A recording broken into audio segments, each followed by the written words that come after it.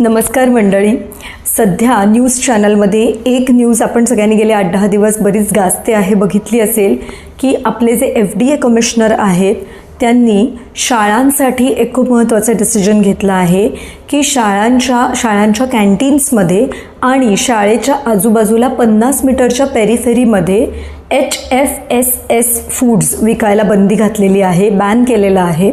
तर हे HFSS foods म्हणजे नक्की काय, तर हाय फॅट, हाय सॉल्ट, हाय शुगरी अशा कॅटेगरीमधले जे फूड्स आहेत.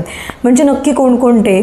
हाय फॅट म्हणजे अर्थातच अतिरिक्त फॅट्स असणारे तळलेले पदार्थ किंवा ज्याच्यामध्ये खूप चिप्ससारखे पदार्थ.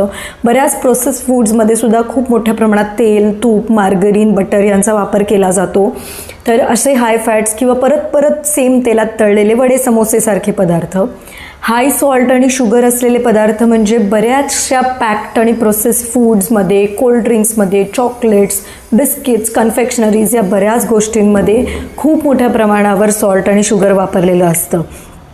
आता ही जेव्हा बातमी वाचली तेव्हा त्याची दाहकता खरं तर आमच्यासारख्या प्रोफेशनल्सना खूप जास्त जाणवते.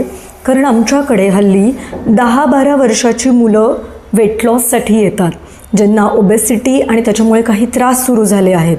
इतकंच नव्हे तर इतक्या लहान वयापासून किंवा टीनएजर्सना insulin resistance, diabetes, blood sugar high येणं, हाय ब्लड प्रेशर, त्याच्या गोळ्या घ्याव्या लागणं आणि हाय कोलेस्ट्रॉलचे इश्यूसुद्धा इतक्या लहान वयापासून होत आहेत. हे आपल्या सगळ्यांसाठी खूपच अलार्मिंग आहे.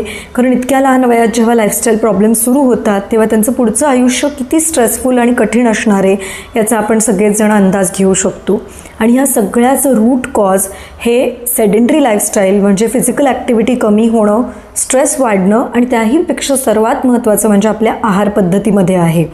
आणि बरेच पालक हल्ली सजग झालेले आहेत. ते प्रयत्न करतात की आपली मुलं घरात हेल्दी खातील किंवा डब्यामध्ये हेल्दी गोष्टी घेऊन जातील.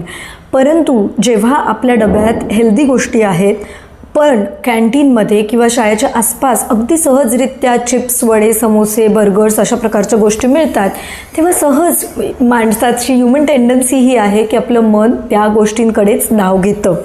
मग जर त्यांच्यासमोर या गोष्टी आल्याच नाहीत किंवा कमी आल्या तर कदाचित या गोष्टींचा त्यांची लाईफस्टाईल हेल्दी करण्यासाठी आपल्याला खूप चांगल्या पद्धतीने उपयोग होऊ शकेल असं मला ही न्यूज वाचल्यावर कळलं.